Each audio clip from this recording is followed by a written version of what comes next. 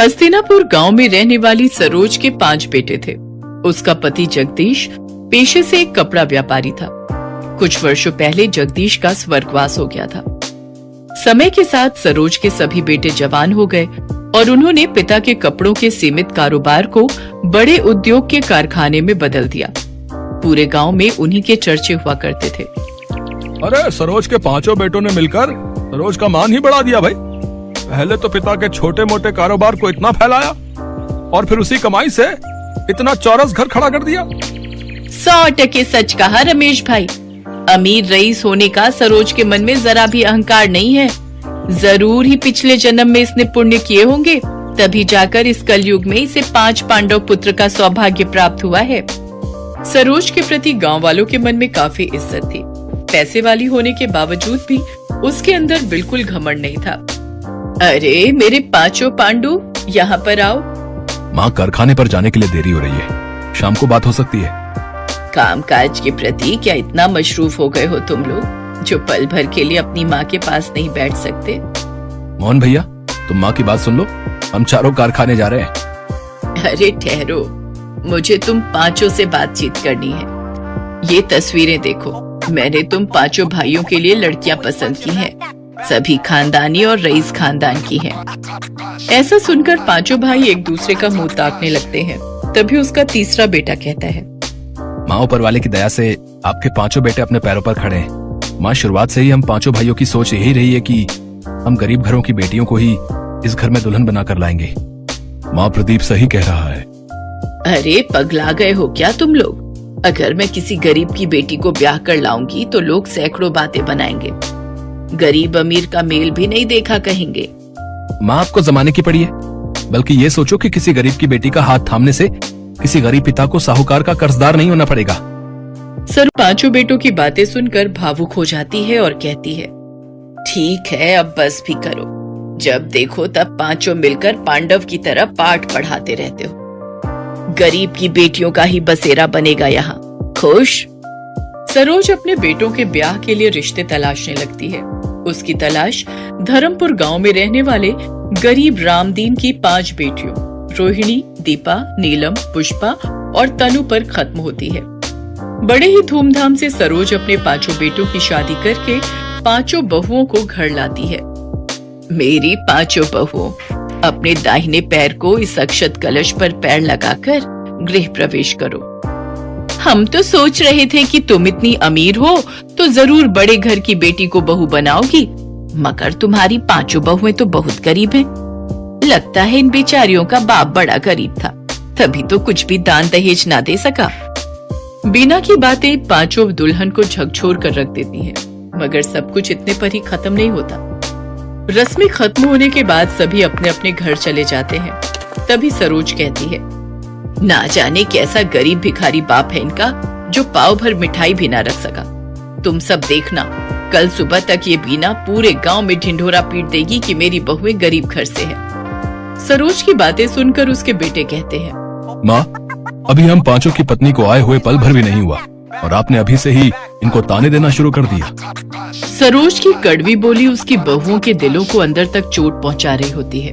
देखते ही देखते सप्ताह पर सप्ताह, महीने भी बीत जाते हैं। एक शाम बीना सरोज के पास आती है। अरे ओ सरोज, गजब हो गया, तुम तो बर्बाद हो गई। ऐसा भी क्या हो गया जो तेरी सांसें ऊपर नीचे हो रही हैं? ठीक से बता, जल्दी क्या हुआ? तेरे कपड़े के कारखाने में गंभीर आग लग गई है। तेरे 5 बेटे कर्मचारी सहित ढेर हो गए। ये सुनकर सरोज कारखाने की ओर दौड़ती है, जहाँ सब कुछ धू धू करके जल रहा होता है। अपने बेटों के जले हुए शव देखकर सरोज शांत रह जाती है। बेटों की मौत उसको गहरे शोक में डाल देती है। ऐसे ही समय बीतता गया। एक रोज सरोज अपने बेटों की याद में खोई हुई होती है कि तभी उसके सीने में तेज दर्द होता है। उसकी 5 बहुएं उसे अस्पताल लेकर जाती हैं, जहां डॉक्टर उनसे कहते हैं, देखिए ना, हार्ट में ब्लॉकेज हुई है, जिसके लिए इनकी बाईपास सर्जरी होना जरूरी है और इसके लिए तकरीबन 10 लाख का खर्चा आएगा। हमें कुछ भी करके माँ जी को बचाना होगा, लेकिन हमारे पास इतने पैसे तो नहीं है। अपने पतियों के बाद हम अपनी सासू माँ को नहीं खो सकती। हमारे तो मायके वाले भी गरीब हैं, हम उनसे भी कुछ मदद नहीं मांग सकते। फिर तो एक ही रास्ता है, हमें अपने घर को बेचना होगा। वो पांचों अपने घर को बेच देती हैं और सरोज का इलाज करवाती हैं। थोड़े से बचे हुए पैसों से वो किराए पर एक कमरा लेती हैं और पांचों बहुएं अपनी सास के साथ उस किराए के एक कमरे में रहने लगती है।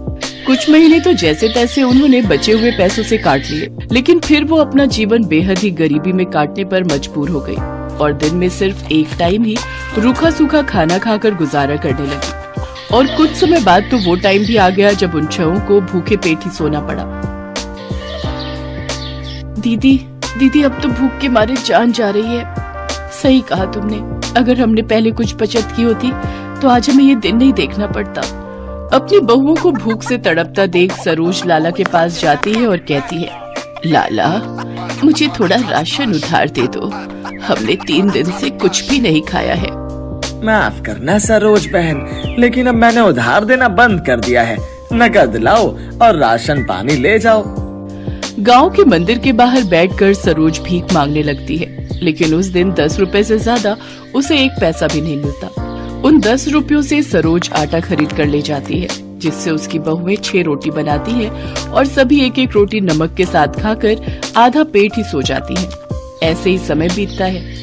पांचों बहुएं सुबह से शाम तक काम की तलाश में निकलती हैं, लेकिन उन्हें कहीं भी काम नहीं मिलता। घर में छाई गरीबी के कारण सरोज को सदमा लगता है और उसकी तबीयत खराब होने लगती है। बहू, मैं बिल्कुल ठीक हूँ, तुम मेरी चिंता मत करो। पांचों बहुएं कूड़ा कचरा बिनकर उसमें खाने की तलाश करने लगती हैं। कुछ दिन बाद तनु और पूजा को एक घर में साफ सफाई का काम मिल जाता है। वो अपनी सास की तबीयत को देखते हुए अगले दिन काम पर जाने के लिए लेट हो जाती हैं। जहाँ पहुँचकर उनकी सेठानी उनसे कहती है, आ गई तुम दोनों कामचोर हैं? तुम गरीबों की यही बीमारी है, मीठे मुंह तुमसे 2 बोल क्या बोल लो, तुम तो सर पर ही चढ़ जाती हो। चलो अब मेरा मुंह क्या देख रहे हो, जल्दी से जाकर काम पर लग जाओ। वो दोनों काम पर लग जाती हैं, लेकिन उनका ध्यान अपनी सास की सेहत की तरफ ही था। घर का सारा काम करते हुए तनु को भूख लग जाती है और वो पूजा से कहती है, दीदी मुझे बहुत तेज भूख लग रही है, कुछ रोटियां बची हैं, सेठानी तो इन्हें कूड़े में ही फेंकेगी, तो क्यों ना हम ही इन्हें खा ले। नहीं तनु, तू तो जानती है ना सेठानी कैसी है, वो जब हम गरीबों को बासी रोटी सब्जी तक नहीं खाने देती तो वो हमें ताजा खाना क्या खाने को देगी। हम ये रोटी चुरा कर ले चलते हैं, घर जाकर सब मिलकर खा लेंगे। वो दोनों बहनें अपनी साड़ी के पल्लू के नीचे रोटी चुरा कर ले जाती हैं। तभी सेठानी उन्हें देख लेती है और पुलिस को फोन कर देती है और पुलिस उनके पीछे लग जाती है। मैं कहती हूँ रुक जाओ, तुम दोनों कानून से नहीं बच सकती। भाग तनु भाग, नहीं तो ये पुलिस वाले हमें नहीं छोड़ेंगे। तभी तनु का पैर गड्ढे में अटक जाता है और वो जमीन पर गिर जाती है। पूजा उसे उठाने के लिए रुकती है, तभी पुलिस वाले आकर उन्हें पकड़ लेते हैं। क्या चुरा कर भाग रही थी तुम दोनों? हैं? दिखाओ मुझे।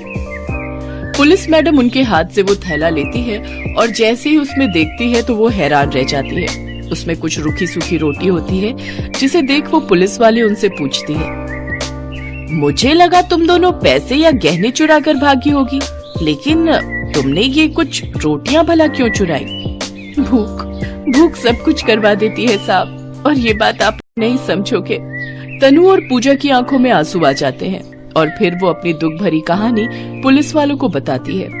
उन दोनों की कहानी सुन पुलिस का मन पसीज जाता है और उनको उन पर दया आ जाती है। देखो, कानून अंधा होता है, वो सिर्फ गुनाह देखता है लेकिन एक गरीब की भूख नहीं देख सकता। ये लो तुम कुछ पैसे रखो, इनसे कुछ काम शुरू कर लेना। पुलिस वाले उनकी मदद करते हैं और उन्हें कुछ खाना खरीद कर दे देते हैं। वो खाना लेकर वो घर जाती है और पेट भरकर उस दिन वो सभी बहुएं अपनी सास के साथ खाना खाती हैं। आज भी हमारे देश में ऐसे कई गरीब हैं जो भूख की भट्टी में झुलस कर दम तोड़ देते हैं।